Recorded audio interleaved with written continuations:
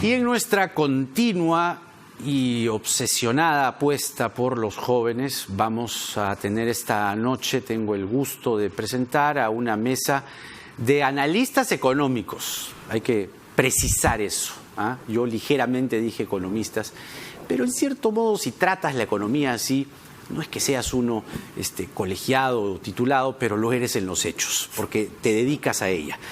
Maro Villalobos, en primer término, editora adjunta del diario El Comercio, editora adjunta de Economía, quiero decir, y David Reyes, director de Semana Económica. Muchas gracias por estar aquí. Buenas noches a los dos. A ver, primero, el personaje de estos últimos días, mirando las cosas con el vaso medio lleno, ¿no? El personaje de estos días, María Antonieta Alba, la ministra de Economía y Finanzas, que le llovió palo, pero encendido, vertiginoso y mala leche, ponzoñoso. ¿Qué opinión tienes, Maro, de esta nueva ministra de Economía, que además tiene una línea de carrera? No es que llegó, es que la hija del amigo de Vizcarra, se conocen de la uni, ¿no? Acá pues nos encanta la maleta, ¿no? ¿Cuáles son las credenciales que tú has podido encontrar de María Antonieta Alba para que se merezca el MEF? Como dices, tiene una larga data en el sector público, ha estado en el Minedu, ha estado en el MIDIS, ha estado en el mismo Ministerio de Economía, pero más que ella, en realidad creo que me enfocaría en sus metas. Sus metas no son poco, digamos, fáciles, no son sencillas. Son ambiciosas. Son ambiciosas, son difíciles. Justo ayer el presidente del Consejo de Ministros reajustó un poco la meta de crecimiento económico. Aún así sigue siendo bastante optimista, 2,7 creo que dijo. Estábamos en 2,5 creo, ¿no? Estábamos en 3. En 3. Y ahora lo han puesto en 2,7. Y hay que activar proyectos, hay que llegar a la inversión pública, digamos, hay que hacer que se dinamice, hay que meterle mucho punche a la inversión privada también, y no son cosas sencillas debido al panorama que tenemos, ¿no? Claro. Pese a ello, habían, David, unas cifras que pronosticaban, porque no eran oficiales, de un crecimiento de 4.4 en agosto, ¿ya? Ahora, solo agosto, ojo. Ahora, la tendencia está más bien declinando un poco. Hay contexto internacional y hay una situación aquí de crisis que también de alguna forma incide. Hoy las dos fotos de María Antonieta Alba son una con Velarde y la otra con la gente, ¿no? ¿Crees que la hace? ¿Crees que llega? ¿Por dónde empezar? ¿Inversión pública? ¿Cómo abrir las puertas a la inversión privada cuando todavía hay algunos que creen que hay un golpe de Estado aquí y eso puede espantar eventualmente al inversionista grande? A ver, tiene las credenciales, o sea, es economista de la Pacífico, tiene una maestría en políticas públicas en Harvard, no es menor, puesta en el sector privado tendría una posición similar, seguramente vuelta de la maestría, adquiriría alguna posición de VP o gerente de primera línea en una gran empresa y se podría convertir fácilmente en gerente general, que vendría a ser el símil de tener el Ministerio de Economía y Finanzas a cargo. Así que no me parece que no tenga las credenciales para nada, o sea, que efectivamente las tiene y que ha sido injusto de alguna manera el trato. Un trato que finalmente la ha favorecido, ¿ah? Porque, Portada del Trome, yo siempre mido eso. Eres Portada del Trome, Trome, sin duda, ¿no? La ha favorecido porque hemos pasado del abucheo público, de los cuestionamientos, sin duda machistas también, es mujer joven, no tiene todavía las credenciales, la trayectoria, las canas, no sé pues qué esperan ver, pues un vejete pues en el MEF siempre, ¿no? Entonces como no lo es así, no configura esa posición, bueno, pues de pronto la critica. A eso se ha contrapuesto en redes también un grupo que ha dicho es la persona, Saavedra la ha felicitado públicamente. Bueno, ha trabajado con ella, ¿no? La ha felicitado. Claro. Ha trabajado con en Saavedra. verdad, por supuesto. Respaldo de uno tras otro. Claro. Pero buenísimo. digamos, ahora, a ver, la primera reacción de tener una mujer de 36 años de ministra de Economía, 34. la entiendo. 34. Perdón, 34. Zavala llegó a los 30. Exacto. Y nadie dijo nada. Nadie dijo nada. No había momento, Twitter, digamos, en esa época. Sí, pero no, yo no escuché, ay, qué muchacho muchachón. Por ahí alguien habrá dicho, no, tiene la edad de Alan García cuando fue presidente. Por ahí, ¿no? Pero chiquito, no este griterío, ¿eh? O sea, la primera reacción creo que es entendible por el perfil que tiene. Evidentemente, mujer, 34 años, llama la atención. Pero más bien en el desarrollo, digamos, con los días, no me parece que haya seguido ese ruido. Más bien ahora... Te pongo una carta, a ver. ¿Cómo la ves ahora a ella, digamos, en este roadshow que tiene que hacer con los gremios? La CONFIEP, la Sociedad de Industrias, la Sociedad de Minería. ¿Cómo crees que creen los dos que reciban a María Antonieta Alba? Yo creo que sí transmite la confianza por las credenciales, pero por otro lado, a ver, es discutible ya hoy la representación de la CONFIEP, creo, personalmente.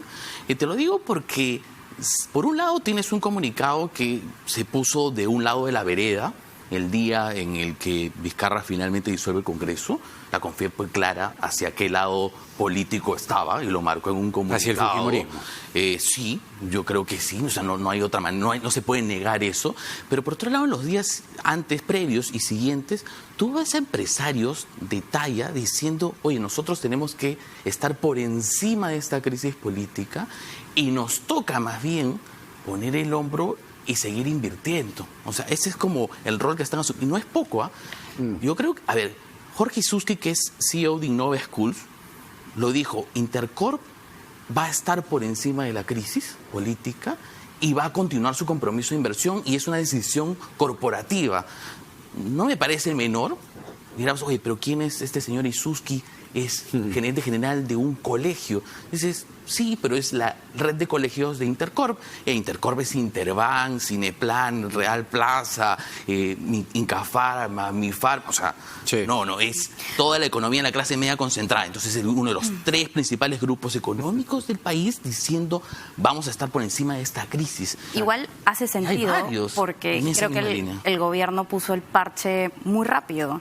Salió Ceballos a decir casi inmediato, vamos a continuar con la línea macroeconómica, y creo que eso es muy importante a nivel empresarial, digamos, pone el paño frío de arranque, ¿no? Bueno, la Nación de Buenos Aires dice, paradoja, el milagro económico de Perú, inmune a las recurrentes tormentas políticas. Pese a los escándalos de corrupción y los choques de poderes de hace 20 años, el país sostiene su crecimiento gracias al consenso en el equilibrio fiscal, la apertura y las inversiones. Y además lo dicen un poco mirando de costado, ¿no? Diciendo, nosotros estamos arruinados, claro, porque Argentina es para hacer un programa entero.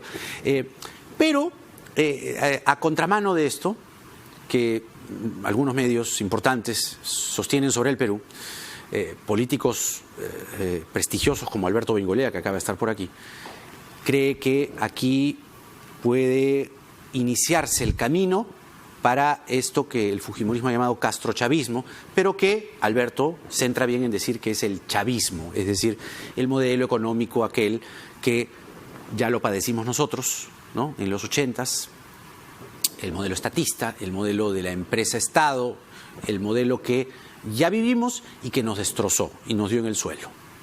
¿Creen ustedes que en el contexto político de hoy se configura en lo económico la posibilidad de que se discuta el capítulo económico? Aquí hay análisis político y análisis económico, ¿eh? Así que les pido mucha concentración de fuerza. ¿La ven por ahí o no? Me miras a mí. Termino. Sí. Bueno, si quieres hablo yo. Bueno, tomo la palabra yo. Mira, las tres calificadoras de riesgo más importantes han ratificado su posición frente a Perú. Entonces, de momento no hay ninguna gran preocupación sobre ellas. Todos los analistas económicos coinciden en que efectivamente se quería que la crisis política termine lo más pronto posible y eso definitivamente era lo que iba a dar tranquilidad y predictibilidad al empresario, alentar la inversión y posteriormente el empleo, el consumo y hacer girar la rueda de nuevo con toda normalidad. ¿Se terminó la crisis política? No.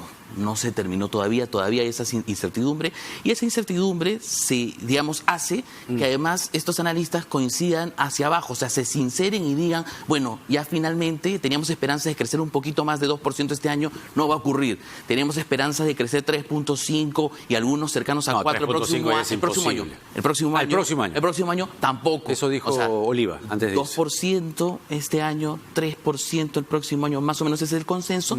¿Y de qué va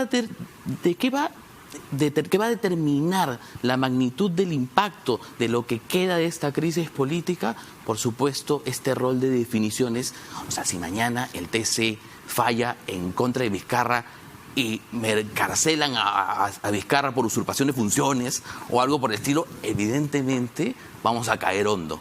Y ese escenario, por supuesto, en términos económicos, no hablo aquí políticos, sino en términos económicos, sí sería un gran impacto. El otro es la elección de un Congreso que podría ser fuertemente de izquierda, ¿no? Ahora, también, no sé, en el corto plazo me sirve mucho, por ejemplo, mirar cómo se ha movido el dólar con toda esta situación.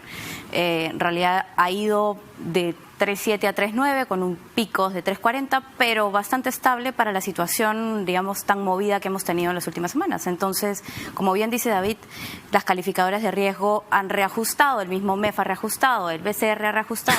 Todos entendemos que no vamos a llegar a un 3%, todos entendemos que vamos a estar casi en un 2%, y esperemos que el próximo año pues esté mejor. Pero no diría, como lo dijo Julio Velarde también, que estamos en recesión o vamos a entrar en una crisis económica. Dependerá mucho, por supuesto, de la situación política. Y lo voy a preguntar más corto. La izquierda quiere una asamblea constituyente para cambiar la Constitución. Básicamente el capítulo económico. ¿Eso en la realidad es posible para ustedes, mentes jóvenes y brillantes, sí o no? No creo que sea posible, no creo que alcance el tiempo para copar lo suficiente el Congreso como para poder hacer un cambio de esa magnitud. No. ¿Tú, Maro? Tampoco. No lo creo.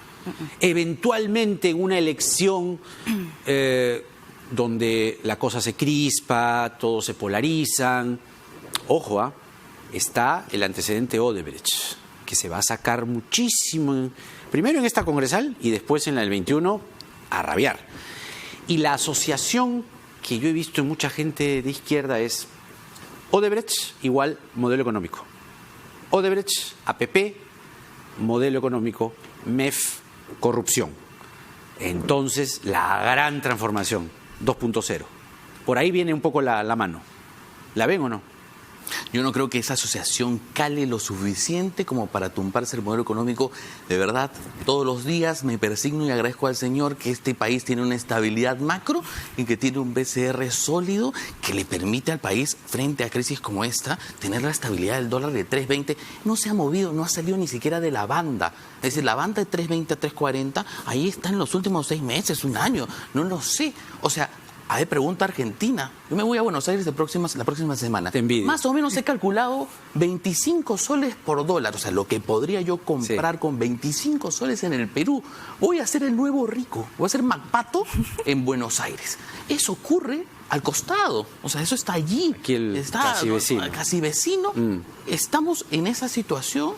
En cambio, en el Perú, pues, mira, pese a todo esto, en base a estas instituciones, y en base a gente que creo que es confiable, y en este caso, ALBA, creo que tiene no solo una misión, digamos, frente a las circunstancias actuales, sino de un cambio generacional.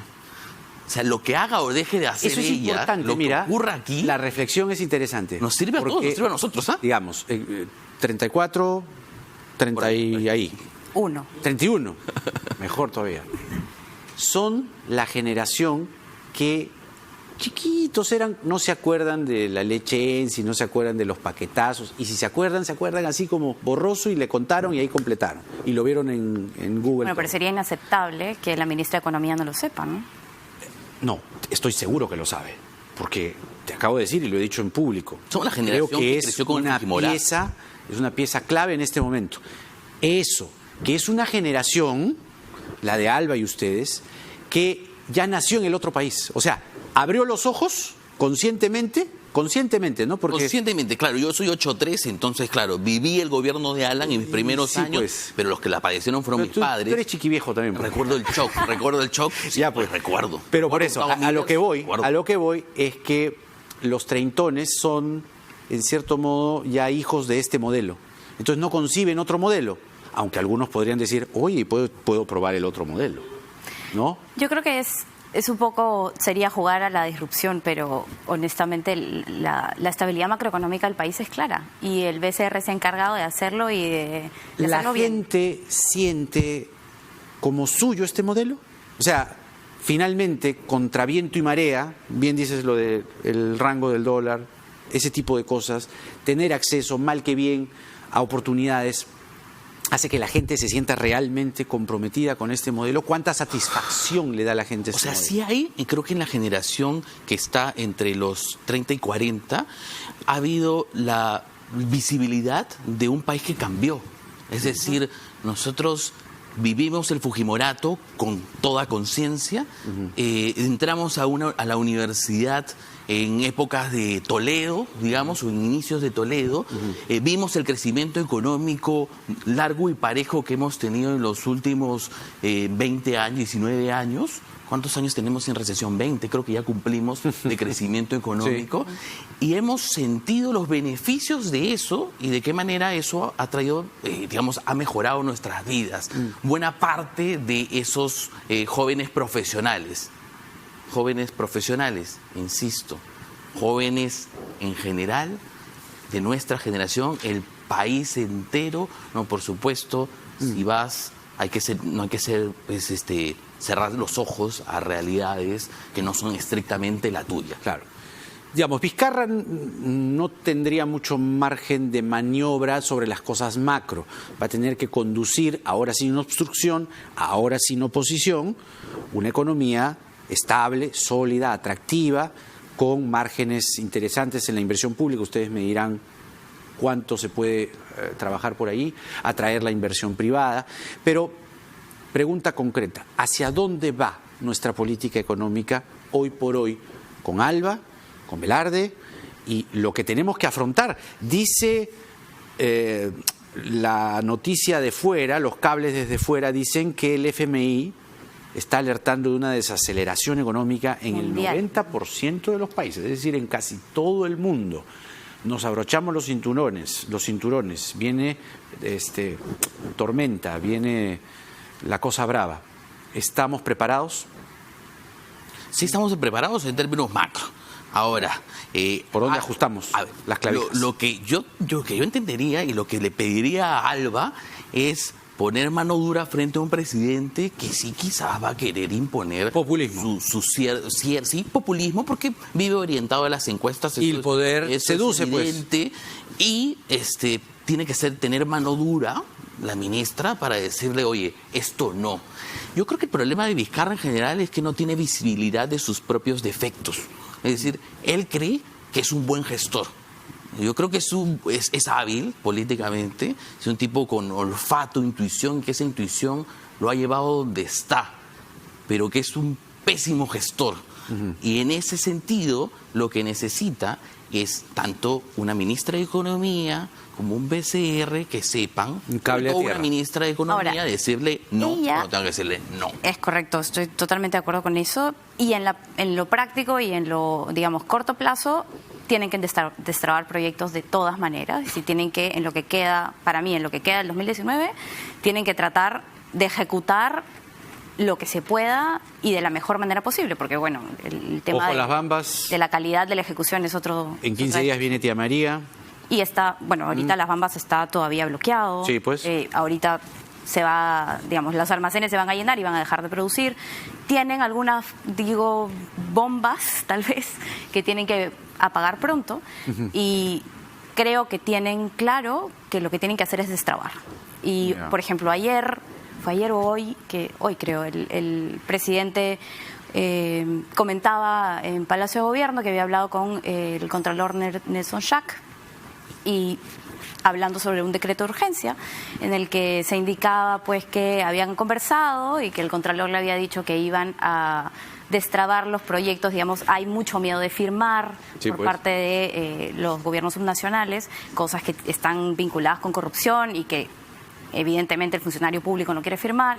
Van a hacer un tipo de corte y este corte va a permitir la continuidad de los proyectos sin que el funcionario tenga miedo de que más adelante lo empapelen, ¿no? Sí. Y eso a mí me dio cierta visibilidad. Dije, bueno, si esto lo tienen más o menos la idea clara, ¿no? Que es destrabe, destrabe, destrabe. Lo que le decías a Alberto al final de la entrevista anterior me parece en extremo relevante. El TC, lo que conversaban, el TC tiene que actuar tan pronto como sea posible y definir esto, porque efectivamente, ¿qué funcionario público en un contexto Odebrecht, en un contexto en donde ves políticos presos, en donde te puedes ver involucrado después en denuncias largas y qué sé yo, va a firmarte algo? Y eso paraliza. Hay terror. Hay que detener. Muchísimas gracias por este diálogo. Ha sido, creo, fructífero y además necesario en un momento como este. Gracias a ti. Les doy las gracias a Maro Villalobos, editora adjunta de Economía del Comercio, y David Reyes, director de Semana Económica. Hasta la próxima. Muchas gracias, Jai, porque cuando quieras. Nada está dicho. Buenas noches. Chau, chau.